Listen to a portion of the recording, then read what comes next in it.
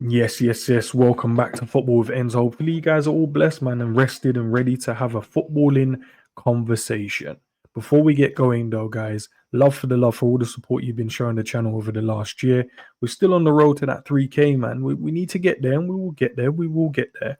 But we can only get there based on you guys' support. So, guys, keep liking, keep subscribing, keep sharing. If you're new to the channel as well, man, as I said, let's take the emotions out of it and have footballing conversations. And then you might disagree, you might agree. Then that's why the comment sections are there, and that's why you can leave a thumbs up or you can leave a thumbs down.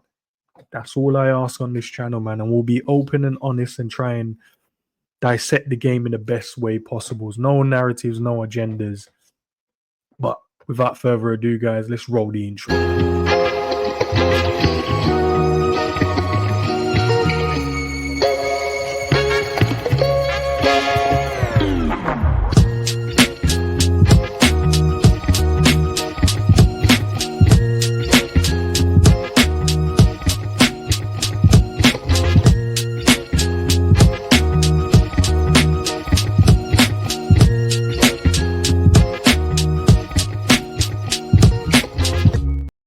Welcome back, welcome back. Before we get started though, let's speak about some positive. You know what I mean? Positivity before we go into the negativity. Mo Salah hit his 50th Champions League goal yesterday. Mbappe on the same night did, but I didn't see the love for Mo when he hit his 50, man. I feel like 50 Champions League goal is a tough number to kind of hit, to be fair, because the type of teams you have to play against in the Champions League are normally renowned to be the top echelon of teams in the world. AC Milan, Real Madrid's, Inter Milan's, Barcelona's, Bayern Munich's, you name it, they're there. But Mo Salah hit 50 Champions League goals yesterday. So well done to Mo. I'm so happy that it's literally Liverpool FC this season, man. 75% of our goals is through this man so far. Rest of the boys, you man need to step up, man. Can't just keep relying on King Mo to get us across the line. But congrats to Mo, man. Really, really well done. Big numbers there, to be fair. And he's hitting some crazy numbers this season as well. But you already know what time it is, man. Let's get into the negativity. Negativity. It's a positive and it's a negative. So from the fan base standpoint, positive for Robbo for getting man of the match yesterday. I felt, well deserved. There was a few other people I thought as well from from analyzing the game that was up there as well in terms of contention for man of the match. But Robbo was the man to get it. But because the narratives and agenda is around him declining, they don't want him, they want a new left back. He got man of the match, and it was so damning to see how many people actually didn't care. They just didn't care because they don't care that he's probably turned the corner. In their eyes, he should have turned the corner because his performances over the last few games have been really good. But no one cares. As soon as they set their sights on getting rid of a player, they don't care about the positive aspect of when they do well. So the negativity is let's rant, let's create narratives, let's create agendas, let's come up with stats and stuff to throw this player under the bus. And we're very loud about it. But then when it comes to the positive side, we don't do the exact same. This fan base is becoming toxic, man. It doesn't remind me of the reason why I supported this football team, and I think every person have their own right, and the reason why they support a team could be a family member push you towards it, could be a player that push you towards it. It could be a number of things, but it's becoming so toxic, and I don't know what it is. It could be the small minute numbers in terms of from a social media aspect. It's got because they've got the platform to have a louder voice. That could be the reason. And the ones that in the majority that do really love the club and do really love what's going on, and in a positive light, and they're not naive because they don't spend their days on social media. The ones that are negative and the small minute ones, because they spend most of their days on social media, is having a louder voice. And it's crazy. And it's hard not to see. Yes, you could just switch off from social media. Yes, you could come across the channels like this one, obviously, where we, speak and analyze the game in the best way possible. But still, as I said, still people are out here just want to be toxic. They still want to be negative. They still want to be um just outlandish in some of the agendas and narratives being used around the players, around the team going forward. We're currently sitting top of the Premier League, top of the Champions League group. I am not saying it's not all rosy and rainbows and sunshine. I'm not saying that. There's been underperforming players. There's been certain games where we didn't look good, not starting well from the start of the game.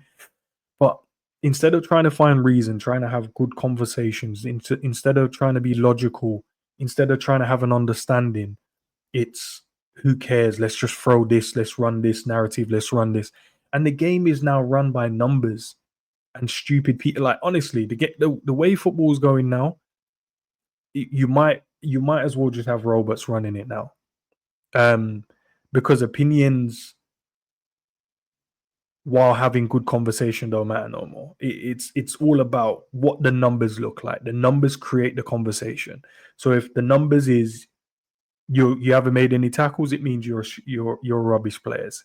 It doesn't even warrant a conversation. If you then show that you're trying to have a conversation, it means you're too much for that particular player or team. I just don't understand it. But I'm seeing it now from our fan base, man. And I never used to see that. It's crazy.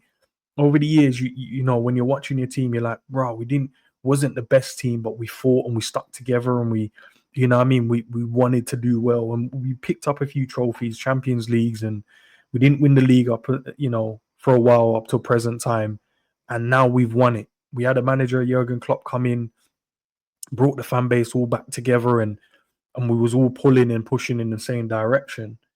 And we still had our moments where we could criticize, and I'm not saying that. Don't take that away. I think there is justification in terms of some criticism that some players get. That's fine, but it's becoming a bit childish now. It's becoming a space now where I'm like, yeah, am I the old head in this space now? And I'm like, no, I'm younger than most of these people that's speaking about it. So I don't understand why they've gone to the side of number driving, number crunching. It's crazy. But yeah, back to Jurgen Klopp. He brought the fan base back together, brought a team, built an ethos, built a camaraderie around the team, the players and the fans and the people that's working within the club. We started winning trophies, Premier League, Champions League. Obviously, we didn't win as much as we should have won, I think, in the era when we had such a great team. So many different factors. The manager saying he doesn't need any more players. FSG not being ambitious enough, could factor into that. Players underperforming in key games and losing players in key moments during the season, potentially could stop that. So many different factors. I'll leave it down to you guys to kind of discuss that in the comments. But we felt like we've just gone from that. We have allowed now the rotten apples to kind of seep in, into discussions and not wanting to speak sense and childish conversation. Who's the loudest in the room? Who can be the most obnoxious in the room? Are the ones getting to seem to having the platforms to speak, man. And that's the reason why I created this channel. One of the reasons why I created it, because I felt like no one's really speaking about the game in the right way. But I can see why it's hard to at times, because most people don't care about listening to sense and common sense and logic and great conversations around football and understanding and the reasons why. Because most people just want to use buzzwords, trigger words, and it's crazy just sitting around watching all of these things that happening in terms of these types of conversation. I'm like, surely most people can't be enjoying this, but they do. They do, and they enjoy the toxic part of the game. I don't enjoy it. I like to try and find understanding. I like to find reason, and that's why when we chop it up, me, Savage, Jabiri, Cav, you know, G, and a few of the other guys, when they jump on the channel, we try and have like in-depth conversation. We have a laugh, and some would say narratives and an agenda, but it's not. We just try and find reasons and solutions instead of just trying to be toxic all the time. And I feel like that's not happening anymore. especially in our fan base. And yes, I'm not obviously I don't know every Liverpool fan, and I can only speak, and that's why I mentioned maybe just it's just social media side and the ones that that has the platform they're choosing to be toxic, and then you have the drones of followers that they have just keep following the same narratives and not thinking for themselves. I'll give you a prime example, and I want you guys to look out for this one. If, for an example, let's say, I don't know, Virgil van Dijk makes two mistakes in one game, the media outlets will lap it up and go, yeah, maybe Virgil van Dijk has lost it. They won't go just an off day in the office. He's lost it. What you would then tend to see is a lot of people online would then create a compilation of all of his mistakes, all of what might, what he's not been doing right, and then ask, yeah, maybe he has lost it. Maybe he has. And then a lot of people then just sing off the same hymn sheet. And I'm like, are you thinking for yourself at this point in time, or you're allowing the big media outlets to configure your neurons in your brain to the direction of where you're asking, has he lost it? Can you not just go, do you know what? In this game, he just wasn't good. Let's see what happens in the next one. Next one, he might be good. Great. Oh, he's back to his best. Next one, he might not be good. Then, you know what I mean? If that's a pattern, then you can have an inconsistency conversation. But we've known Virgil to having far more good games than he's had bad. But that's what I mean, and I want you guys to look out for that. If you realize, as soon as a buzzword is created, everyone jumps on it and start using it. Pause. They do, and for me personally, I'm like, no one. I don't feel like anyone's really out there thinking for themselves anymore. It feels like the narratives and agendas are there, and everyone that goes, yeah, as long as it aligns slightly to what I'm thinking, I'm gonna run with that. And I'm like, but are you thinking for yourself though? Or are you just using what you see other people use? And because they might speak well, they might use certain words, and you go, okay, yeah, it aligns with what I'm thinking. Then you just go, now I'm taking this and I'm running with it. Instead of going, let me try and let me sit down, think about it, take the emotions away. And I know it's hard to, because football is an emotional sport, but you should. If you want to have a proper conversation, you have to take the emotions out of it.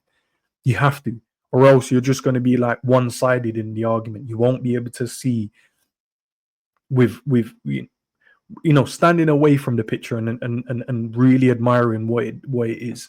And I feel like that's where we've gone now. It's crazy because I'm looking at the rivals, right? And they're showing more love to us than they're not. Some could say they're doing it for clicks. Some could say, they're just doing it so once we fall, they'll just, jump straight to the other side.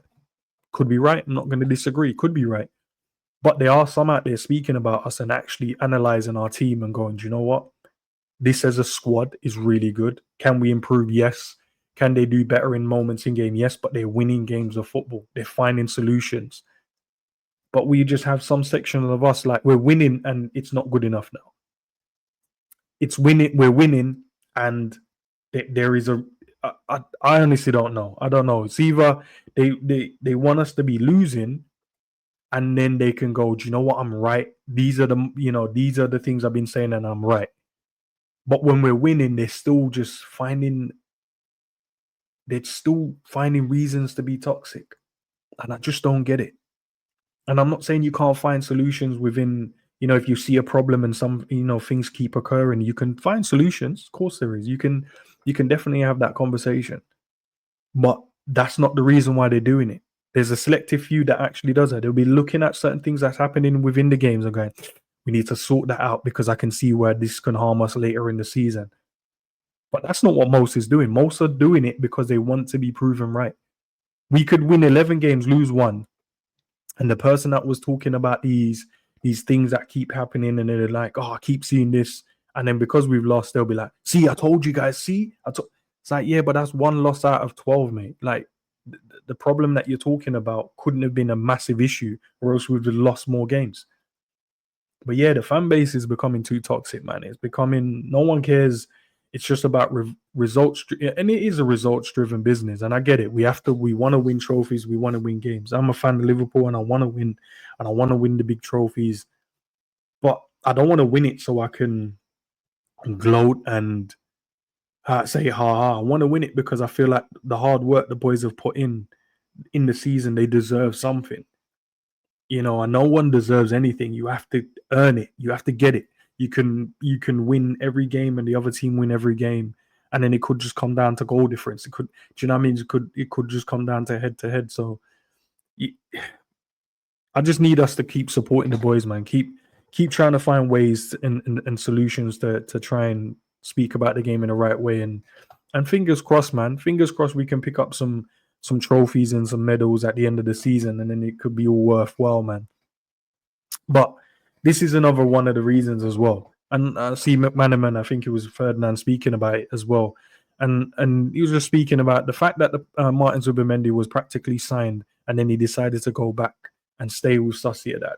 And I'm like, when I'm looking online, they're like, no, we need to get this guy and we need to go and get this guy. And I'm like, Zubimendi is a good player, don't get me wrong. But he turned our team down, bro. Guys, he turned our team down. He didn't want to join Liverpool Football Club. Then we're going to blame the owners. You're going to blame this. You're going to blame that. He didn't think joining us was the right decision. So why do we keep talking about a player or wanting a player that didn't want us? When we have players that actually want to play for us and actually want to fight for the badge and actually want to try and help us win, we don't want them in the team. We want to get rid of them. And there's many reasons behind that. I'm sure you guys will let me know in the comments as well. There's many reasons, but I'm looking at a player that I think he's a very good player, Zubimendi. But I'm like, from when he didn't want to join us, bro, I'm like, nah, I don't want you either now because I know your heart ain't really here. And if your heart ain't really here, the first sign of struggle, you're going to be the first one on the plane saying, yeah, I'm unsettled. I want to go. I want to leave. The first bit of, oh yeah, the team ain't put, we ain't 1 in 5. Yeah, I'm looking at him to be the first one to want to leave because you didn't want to be here in the first place. And that's what I mean. We keep looking at players that are having a decent season this year and going, yeah, we want him in our team. You can't have everyone. And having a decent season in that setup, in that other team, doesn't mean you're gonna come and replicate that in this. Prime example, Mo Salah moved from Basel. We wanted him, and I wanted him then as well. Chelsea jumped in. Mourinho said, "No, I want him." Went to there, did not do well at all. Left, went to Roma, a couple of loans there. Well, a loan, Florentina loan there as well. Then signed for Roma, and then he just kept going, kept going. Found a team, found a manager, found a system that suited him, and then he came to us. Came back to the Premier League, the place that people didn't said, look, he's not good enough to play here. But in the right team with the right manager at the right situation, a player could do well. But it doesn't mean that every player can do that. And it doesn't mean because you've seen that player do well in that league, it means that they can come here and replicate that. So I'm loving Mamouche out there looking good. It could just be a one season wonder. I'm looking at the way we play, and I'm like, we don't play how his team plays. Frankfurt plays. We don't play that way. So does he come in and hit the ground running for us? Will it take him a season? Will it take him two? There's so many different things, and I know that's you know so many players out there. As soon as we see them do well, we're like, no, get him in, get him in, get him in. Football doesn't work that way. Football does not work that way. That's not how it works. It has to be the right player at the right time, and they have to suit the actual project that we want. And plus, they have to want to be here. Zubimendi didn't want to be here. But yeah, man, for me, yeah, that's one of the reasons as well, man, where I'm like, I don't even really want to have certain conversation with our fan bases at time, man, because they won't want to listen. They won't want to hear solutions. They won't want to hear reasoning. It's as soon as their mind is made up about something, they don't want to listen. And I'm trying to listen to why most of the fans are the way that they are. I've tried to listen. I've sat back and listened. You guys know when I do shows, I don't really, especially when I have a panel on, I don't really try and interject too much or jump in and want my voice to be the loudest. I try and listen to the guys. And I try and listen to see what you guys are saying in the chat as well. Try and have an understanding. I heard a quote earlier, man. It says to seek understanding before you seek to be understood, and that's what I've been trying to do. But once you have a narrative and agenda, no one wants to listen to the other side, because from that point you just believe that what you're saying is correct and what others are saying is incorrect. And as I'm saying, I'm trying to understand as well why you guys are being so toxic as a fan base. I'm trying to get it. I'm trying to understand it. I'm trying to see the logic behind it. But I can't. I'm just like, so if we hate some of the players, cool, no problem. That's fine. If we don't think that some players are doing well, that's cool. That's not a problem. But can we do anything about it? No, at the moment we can't. The window's closed. Is it likely for us to sell these players in January? No, unless we're looking to replace them. How often do Liverpool do business? That's the logical thing in January. We tend to do it if there's a key player or an attacking player. Virgil was probably one of the last ones we went for, or Diaz. Can't remember when we got Cody. Was it in January as well? So if the right transfer is there, we go and get. But we don't really have a wholesale of outgoing players and then have a wholesale of incoming players. That tends to happen more in the summer. So in my mind, yes, there's players that's not doing well in this team right now. We're not going to get rid of them in January, or more summer, where you can really have a proper clearance, and then you can bring in the crop that you really want that can push us to go on. But people don't want to hear that. They just want, like, get him out now. I'm like, the window is closed. You can't get them out now. You have to wait until the window's open. And then when the window's open, that's when I think you should be the loudest about the players that you don't like at the club. I think that's when you should be the loudest. When the window's closed, there's nothing you can do about it. Absolutely nothing, because they're not going to go anywhere. The manager is not going to just like, take them out the team and don't, because he needs the whole group. It can cause uncertainty in the team if a manager just goes, I'm going to drop 3-4 players out because the fan base don't like them. But yeah, man, it's just crazy, man. It's just crazy. Big up to Alisson as well, man. Good to have him back. Let's go to some positives now. Good to have him back, man. Some great saves yesterday. I'm excited to have him back in the team, man. But Kelleher did so well, man, for us while he was away, while as Alisson was away. And I was like, in the preview, should Alisson start in so he can get all the rust out? But this man don't look rusty at all, man. Some of them saves. And the thing is with Alisson, he makes all the saves look light work, man. They look so damn easy, bro. That's why for me he's the best goalkeeper in the world. It's not even for the reasons most people do. It's just he makes saves look so easy. He makes the difficult saves like, there was one Danjuma had, like, I would say point blank inside the 18-yard box, and he just parried it away with one hand. I'm like, what? There was one, I can't remember the brother's name, that had a shot from outside the box, and he just caught it, parried that away. I'm just like, yeah, normal goalkeepers are doing this whole theatrical camera dive saves and stuff like that. He's like, I'll just parry that away. So I'm so happy we've got him back as well. And big up to Verge, man. Fastest to 200 wins in Liverpool history. That's crazy. That's crazy, man. But it shows, in it, how important this man is and what a signing it was. And I'm so happy we waited, bro, because I'll take you back to a time, bro. And when we wanted him, Man City wanted him as well. And I think United wanted him as well. I think those were the three teams. If this man would have went to Man City in that period, I know they still dominated anyway in terms of how many Premier League, but it would have been ridiculous.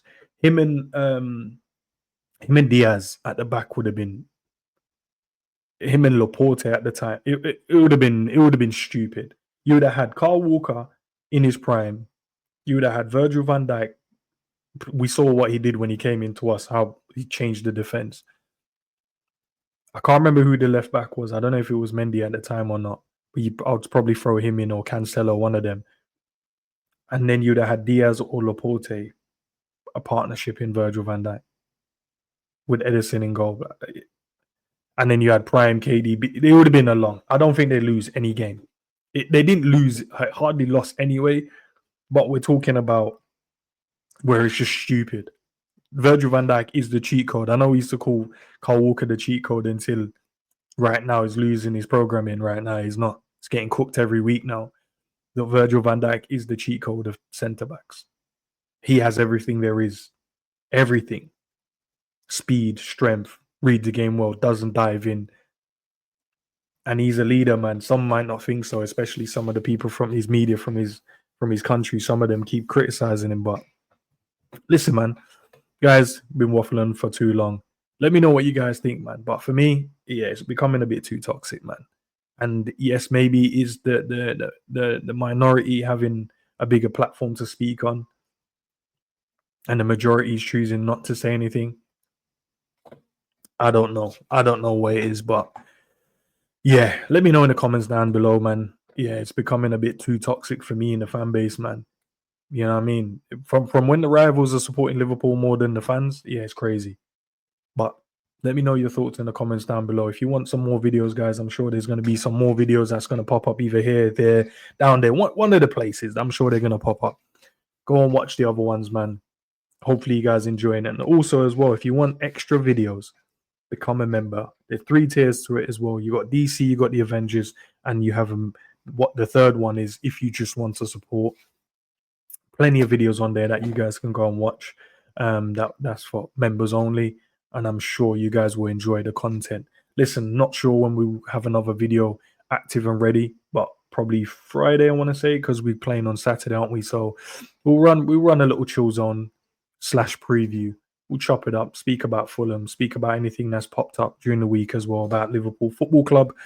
And then, yeah, man. Listen, guys, go and enjoy the rest of your evening, night, day, wherever you are around the world. And I'll catch you next time. Peace.